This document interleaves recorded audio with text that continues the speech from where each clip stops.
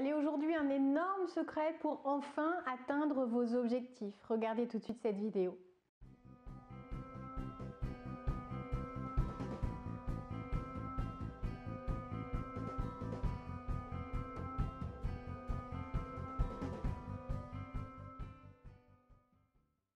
Bonjour à tous, je m'appelle Valérie Sauvage, je suis coach de vie. Je vous invite à me retrouver sur le site challengeyourself.fr.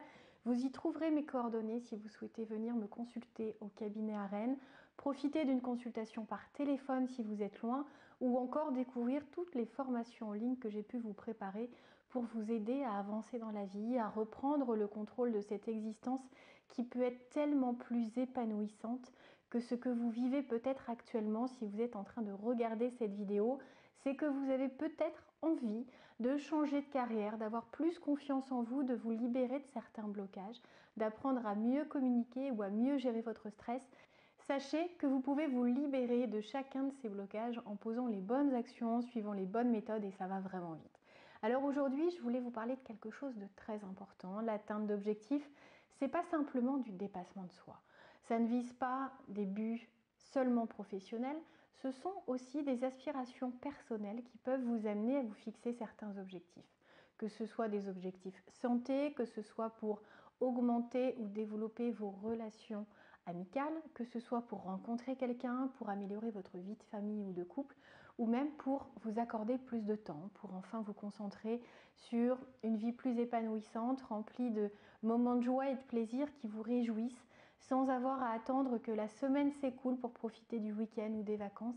Vous pouvez au quotidien être beaucoup plus heureux si vous vous fixez certains objectifs. Simplement, il s'agit de les atteindre, de faire la différence par rapport à ceux qui se fixent plein d'objectifs et qui n'arrivent jamais à les atteindre. Je vous invite aujourd'hui, vous, à savoir comment vous allez faire pour à coup sûr vous mettre en route et aller au bout des choses. On se dit souvent, ou on entend même dans beaucoup de formations ou sur beaucoup de vidéos, qu'il est important que les objectifs soient vraiment hauts, ambitieux, pour qu'ils nous inspirent, pour qu'ils nous aident à nous mettre en marche, à fournir des efforts, parce que l'attrait est tellement important, tellement séduisant, qu'on est presque prêt à tout pour ça. C'est à la fois vrai, à la fois si on vise des objectifs trop hauts, trop grands, peut-être quand c'est un redémarrage dans le fait d'écouter son autodiscipline et de la mettre en œuvre, ça peut être finalement beaucoup plus nuisible que motivant et je vous explique pourquoi. Si l'objectif est trop grand, ça peut vous sembler impossible à atteindre. Vous pouvez très bien vous dire la marche à franchir est trop haute, je ne sais pas si ça vaut le coup de fournir des efforts, je vais sans doute abandonner. Vous vous accrochez souvent à des croyances limitantes, parfois pour vous retrancher derrière certaines excuses. Et en tout cas, ça peut, avant même que vous ayez fait le premier pas, vous donner envie d'abandonner votre rêve, de vous convaincre que ce but ne vous tient pas à cœur tant que ça et que ça n'est pas pour vous, ça n'est pas le moment, vous attendez des circonstances plus favorables. Alors si vous êtes abonné à cette chaîne, ce que je vous invite à faire, c'est totalement gratuit, il vous suffit d'appuyer sur le petit bouton rouge juste en dessous.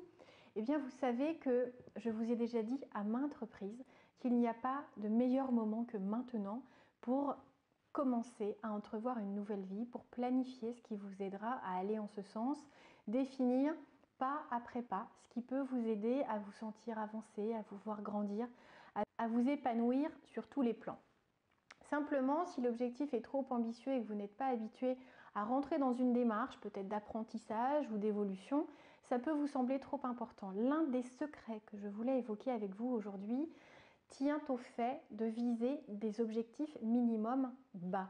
C'est-à-dire que nulle obligation de vous dire je dois savoir parler anglais d'ici 6 mois. Dites-vous plutôt je veux apprendre 3 nouveaux mots tous les jours. 3, c'est pas insurmontable. C'est pas comme si vous vous disiez je veux apprendre 150 nouveaux mots par mois et pourtant si vous faites un calcul, vous allez voir que vous allez en apprendre beaucoup par mois en vous en tenant à 3. Mais si c'est trop haut, vous n'allez pas vous mettre en marche. Si vous voyez l'objectif général, ça peut vous sembler effrayant. Mais si je vous parle de 3 mots, si je vous parle de 5 ou 10 ou 15 minutes d'exercice, c'est pas trop ambitieux. Si je vous en parle pour 2 ou 3 fois dans la semaine, ou si je vous en parle même une fois par jour, ça ne va pas vous sembler insurmontable. Évitez les objectifs trop gros. Dites-vous, voilà, il faut que ça soit quand même un minimum efficace. Si je fais 2 abdominaux, ça ne va me servir à rien. Mais peut-être que si j'en fais 25 ou si j'en fais 50 par jour, je vais avoir un résultat énorme assez rapidement. C'est-à-dire qu'il ne va pas vous falloir 6 mois avant de voir les résultats. Et si vous commencez à en faire 25, puis que vous passez à 50, puis à 75, puis à 100, et ça quotidiennement, je peux vous assurer que vous allez avoir des résultats frappants.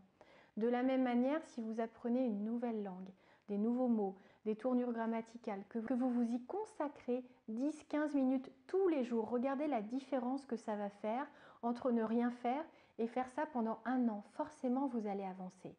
Et c'est simplement une mise en route. Mais cette mise en route, elle demande d'être progressive. Si vous commencez à courir, si vous n'êtes pas un sportif, vous n'allez pas commencer par faire des sprints pendant 15 minutes. Ce serait complètement absurde. Vous allez commencer peut-être par de la marche rapide ou par des footings sur très peu de temps.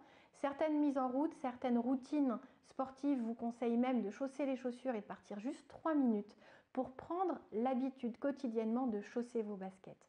Et ça peut vous sembler aberrant parce que vous allez mettre plus de temps à mettre vos baskets, à enfiler votre tenue de sport et à vous déshabiller qu'à faire du sport. Mais c'est pour vous habituer à cette démarche, à sortir, à respirer à plein poumon, à lancer cette suroxygénation de votre corps, de votre esprit, même ça fait un bien fou au niveau du cerveau. Et cette mise en route va vous habituer à ancrer cette nouvelle habitude dans votre quotidien. Et c'est souvent ça qui aide à franchir les étapes, à tenir ses objectifs, à atteindre ses buts, c'est le fait de s'en tenir à une régularité, sans excuse, sans se retrancher derrière on verra plus tard, ou là il fait pas beau, ou là j'ai pas envie, ou là je suis fatiguée.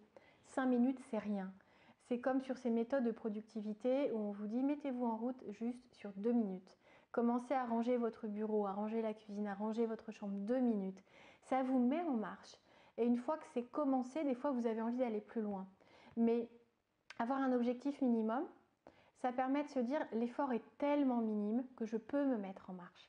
Et c'est souvent cet élan, ce déclencheur, ce lancement qui ne se fait pas et qui vous prive de l'atteinte d'objectifs. Donc, si vous voulez contrecarrer ce phénomène de résistance naturelle, si vous voulez aller au bout de vos objectifs, si vous voulez vous mettre en marche et lancer une nouvelle routine, si vous voulez enfin tenir vos objectifs, commencez par vous fixer un objectif minimum en temps ou en résultat.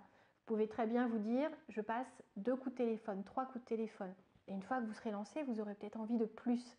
Mais même si vous ne faites pas plus, l'objectif est atteint. Si vous passez 3 coups de téléphone par jour alors que vous recherchez un emploi et que vous faites ça à longueur de semaine, vous allez voir que 15 coups de téléphone chaque semaine, ça va vous faire avancer.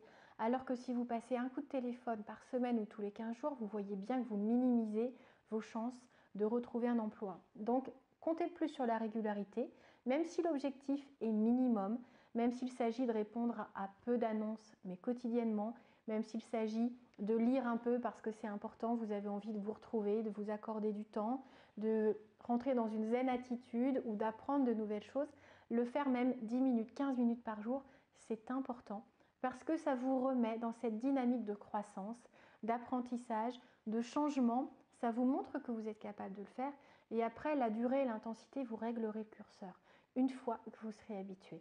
C'était un secret de ceux qui savent aller au bout, de ceux qui savent tenir ses objectifs. C'est quelque chose que j'applique. Mon petit garçon qui a 6 ans et demi me le dit même des fois. Il me dit, tu sais maman, si tu passes un premier coup de téléphone, après les autres vont aller tout seuls. Parce que j'ai une autre activité à côté, je dirige le label Artisan de Confiance. C'est une start-up que j'ai créée et c'est aussi pour ça que j'accompagne beaucoup d'entrepreneurs parce que beaucoup voulaient savoir comment j'ai réussi à générer autant de trafic sur mon site, que le site et que le label soient reconnus, qu'on soit primé, que cette stratégie ait marché et que j'ai à côté de ça, de cette activité, le temps de rester sur mes amours initiaux qui sont la psychologie, les neurosciences, le coaching, qui me permettent de vous accompagner, de vous guider. Et j'ai cette expérience à la fois pratique d'être entrepreneuse et théorique de par mes études, de par aussi ma passion, qui fait que je ne lis pas un roman, voire, allez si, je pense que je dois en lire 2 ou 3 dans l'année, mais je lis plutôt 3 ou 4 ou 5 livres de développement personnel chaque mois. C'est une vraie routine que j'ai mise en place. Si j'y arrive, vous pouvez y arriver. Si mes clients arrivent à ancrer de nouvelles habitudes, ce n'est pas parce qu'ils ont plus de volonté, de motivation, c'est juste parce qu'ils ont appliqué les méthodes et les conseils que je leur ai donnés. Alors croyez en vous, essayez de vous donner cette chance. ciblez et identifiez les objectifs qui vous tiennent à cœur et après mettez-vous en route avec des objectifs minimums qui vous sembleront atteignables et qui vous permettront de retrouver ou peut-être redévelopper une certaine confiance en vous qui vous aidera aussi et qui contribuera à faire grimper cette motivation. Vous vous verrez avancer, évoluer, grandir. Ce sera absolument enthousiasmant. Faites-vous ce cadeau. Avancez parce que la vie est faite pour qu'on évolue, pour qu'on suive ses aspirations et non pas pour qu'on s'enferme dans une routine presque ennuyante. Alors libérez-vous de vos peurs, libérez-vous de certains dysfonctionnements, de certaines habitudes de procrastination. Découvrez mes vidéos qui en parlent parce que je vous aide vraiment beaucoup. Et les formations en ligne que je vous ai dédiées aident également à se libérer de ce type de freins, on va dire. Ce sont de véritables freins. On se dit à très bientôt, profitez de votre journée et si vous n'êtes pas abonné à cette chaîne, faites-le sans plus attendre et dites-moi si vous avez aimé cette vidéo en me mettant un petit pouce j'aime. À très bientôt, au revoir.